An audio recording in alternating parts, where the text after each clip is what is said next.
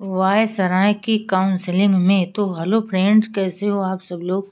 उम्मीद करती हूँ सभी लोग अच्छे होंगे। तो फ्रेंड्स, वायसराय की काउंसलिंग में डॉक्टर साहब को labour central PWD work and mines के विभाग सौंपे गए। जिस काम को डॉक्टर साहब ने अकेले सफलता के साथ निभाया, उसी काम को करने के लिए अब 2 अलग अलग सदस्य नियुक्त किए गए हैं। इसी से ही हमें डॉक्टर साहब में काम करने की समर्थता का पता चल जाता है। हमें ये जानकर और भी खुशी होती है कि जिन योजनाओं को डॉक्टर साहब ने अपने मस्तिष्क से रात दिन सोचकर बनाया था, उन्हीं योजनाओं को आज वर्तमान लेबर सदस्य काम में ला रहे हैं।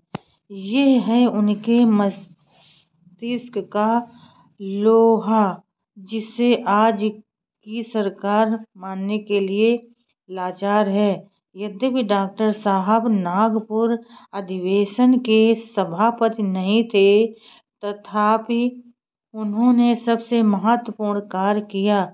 वह महत्वपूर्ण कार्य था all India schedule caste federation का जन्म।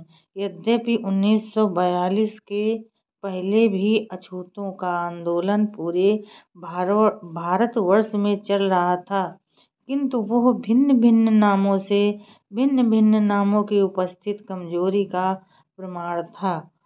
डॉक्टर साहब ने इस कमजोरी का अंत कर दिया और कमजोरी के स्थान पर अछूतों में संगठित बल लाकर नई जान फूंक दी। वायसराय की काउंसलिंग में जाने के पूर्व डॉक्टर साहब ने समस्त भारत के अछूतों के लिए एक भारतीय संस्था को जन्म देकर अपने जीवन का एक महत्वपूर्ण कार्य किया। अब अछूतों की ओर से लड़ने के लिए तमाम भारत के लिए एक संस्था बन चुकी थी। अब अछूत भारतीय राजनीति में कायदे के साथ अपना युद्ध कर सकेंगे।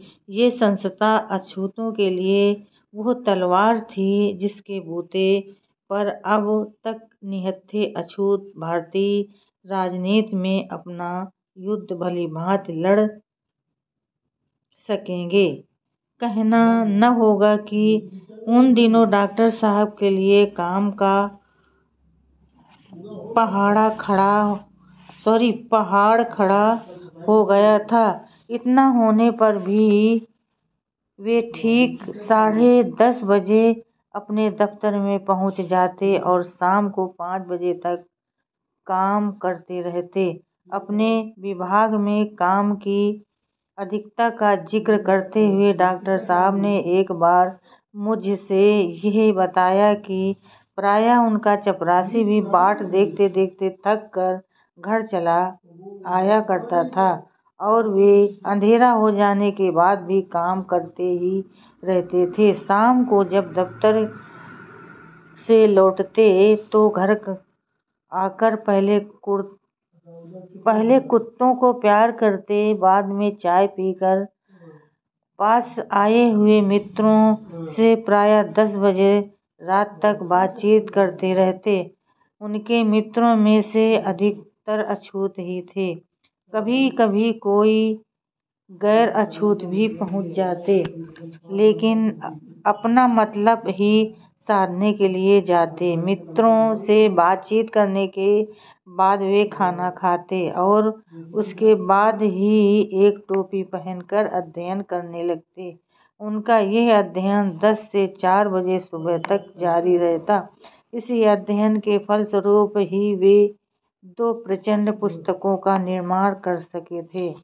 एक तो कांग्रेस और गांधी ने अछूतों के लिए क्या किया, दूसरी शूद्र कौन थे। इतनी मेहनत करने के अतिरिक्त प्रायः सरकारी कामों में हिंदुस्तान के कोने कोने में जाना पड़ता, लेकिन वे जहाँ कहीं भी जाते अपना अध्ययन जारी रखते। तो फ्रेंड्स, आज के लिए बस इतना ही। कल फिर मिलेंगे अगले नए वीडियो के साथ। तब तक के लिए फ्रेंड्स, जय भीम, नमो बुद्धाय।